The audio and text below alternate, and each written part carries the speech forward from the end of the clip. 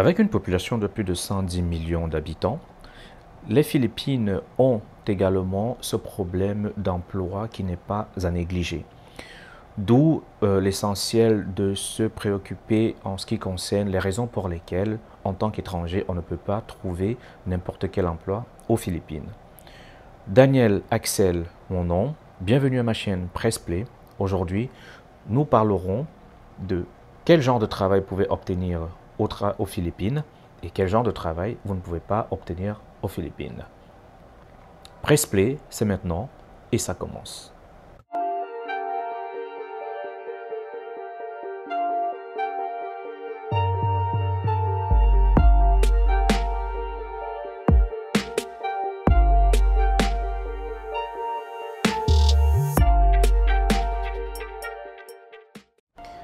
Bienvenue sur ma chaîne une fois de plus. Merci d'être là aujourd'hui.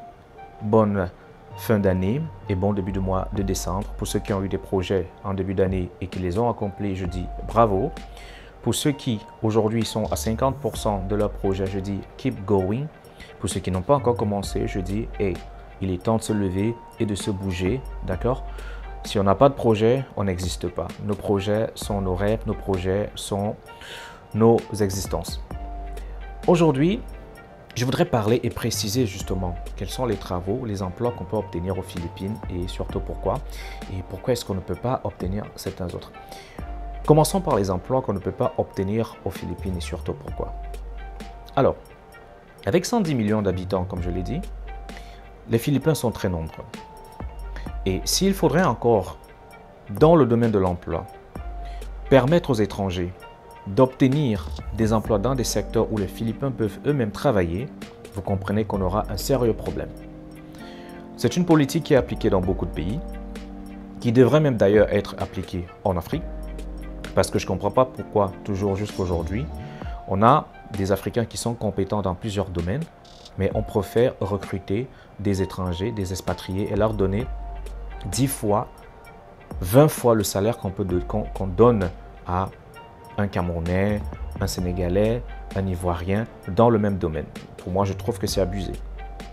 Alors, dans le cadre des Philippines, ça ne se passera pas ici. Si un Philippin peut être médecin, on ne prendra pas un médecin camerounais, on ne prendra pas un médecin français.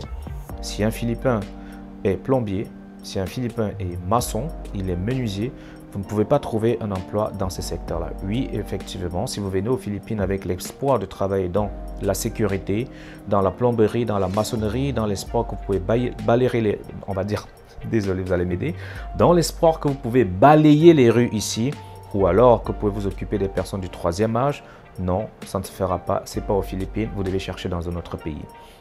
Si vous devez venir aux Philippines et que vous venez pour un emploi, sachez que le seul domaine dans la plupart du temps dans lesquels vous pouvez trouver un emploi, c'est dans les BPO, Business Process Outsourcing, ou alors dans ce qu'on appelle les call centers. C'est la même chose.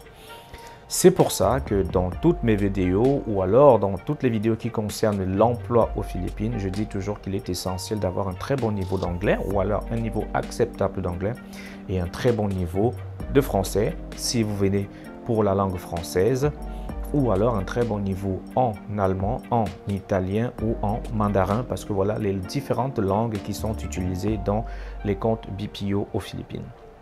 Donc, pourquoi est-ce que je reviens sur la question des emplois qu'on peut trouver aux Philippines? C'est parce que j'ai reçu beaucoup de demandes et beaucoup de questions de personnes qui avaient non seulement pas d'aptitude en anglais, mais également qui n'avaient pas un diplôme supérieur, qui souhaitaient venir travailler aux Philippines, parfois dans le domaine de la sécurité, parfois disaient qu'ils pouvaient faire autre chose, qu'il fallait simplement qu'ils arrivent ici et ils allaient se battre. Je vais dire, oui, c'est bien beau de se dire qu'il suffit d'abord d'arriver et puis on va se battre, mais le problème c'est que le temps que tu te battes, tu auras compris que voilà, tu as fait un mauvais investissement.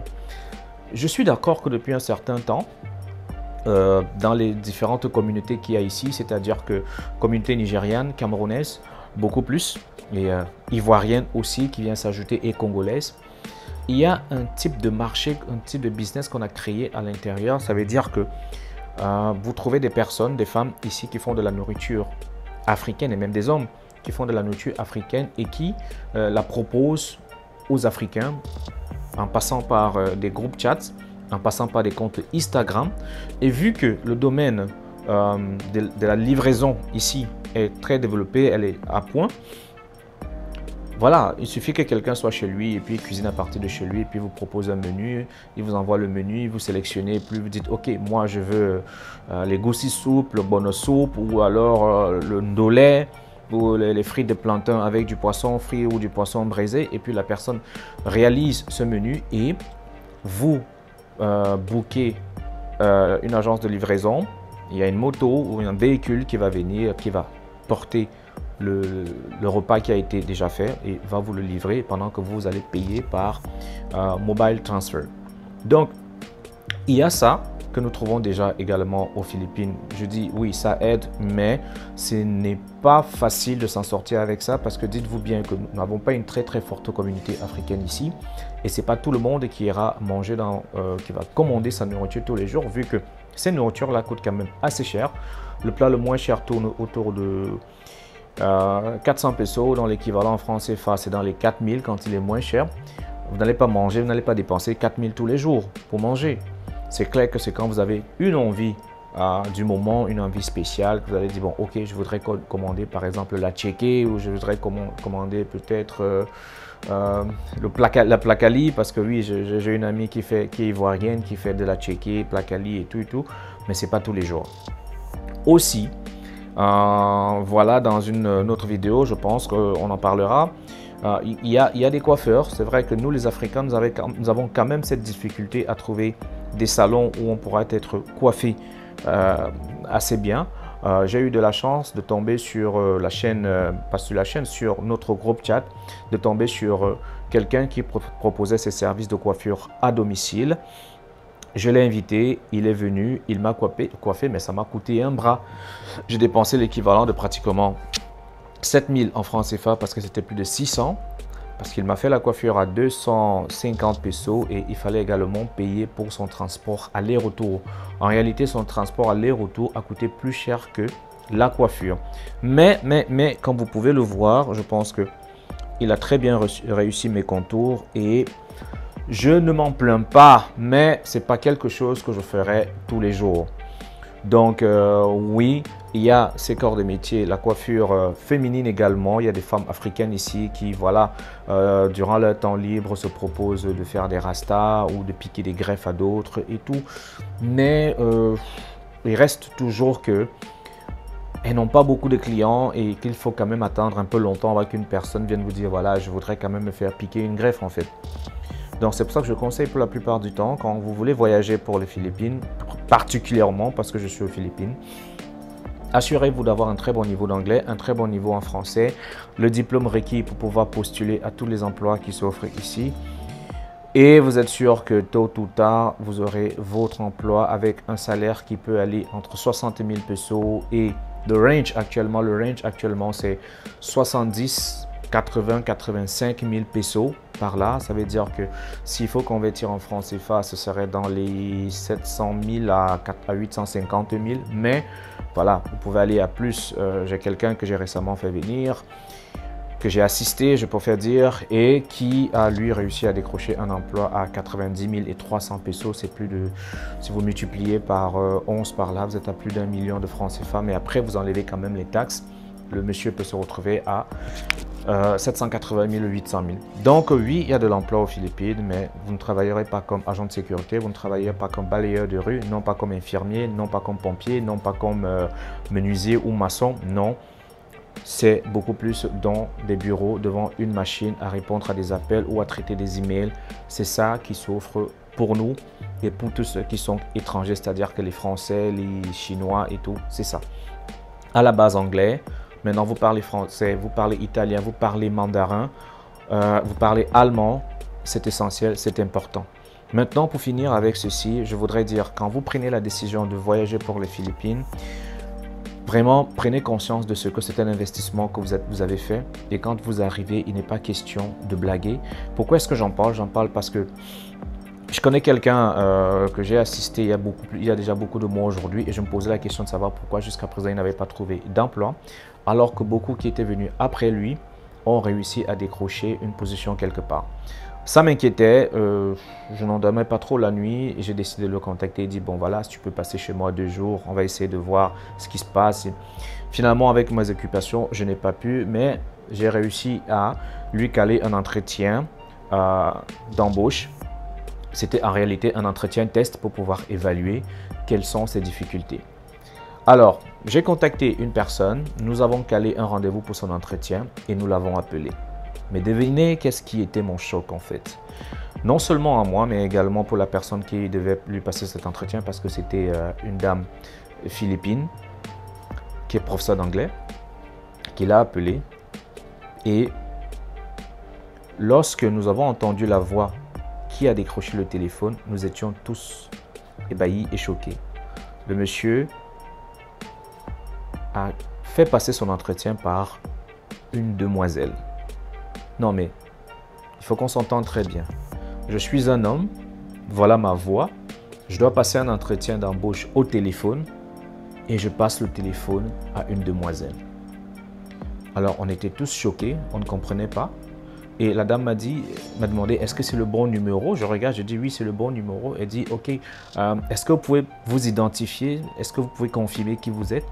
Et la demoiselle au téléphone a donné le nom du monsieur. Oui, my name is, tant. Elle a donné le nom de la personne.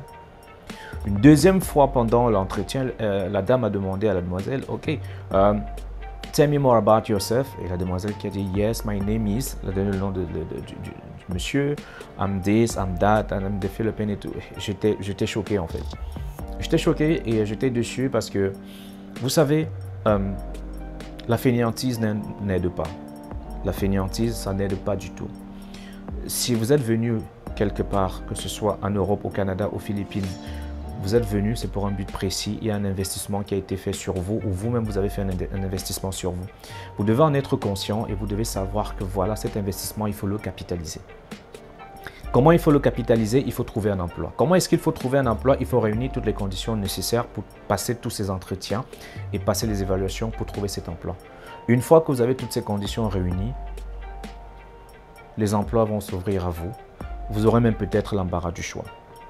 J'ai été vraiment déçu et j'espère que cette personne, parce que même après je l'ai appelé pour lui demander comment s'est passé l'entretien, il m'a dit oui, c'était très bien, voilà, j'ai répondu à toutes les questions. Je lui ai dit mais ton CV il est très lourd, il est compliqué.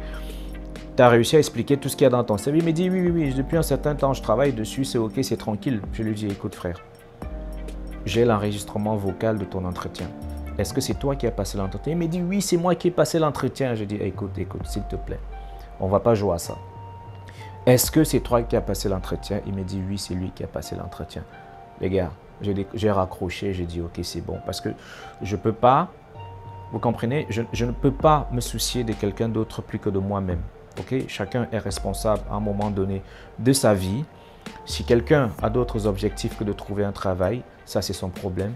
Mais après, vous avez peut-être une famille qui compte sur vous derrière. Ou alors vous devez aussi réfléchir à ce que demain ou après-demain, vous devez tendre la main aussi à quelqu'un d'autre comme on vous a tendu la main. Et si vous n'avez pas de motivation, vous pouvez dire que l'argent c'est votre motivation. Moi par exemple, ma motivation c'est ma fille.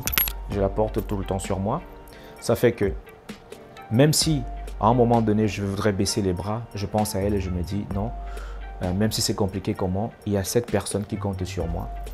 Il y a ma famille qui compte sur moi. Je ne dois pas échouer. Je n'ai pas le droit d'échouer.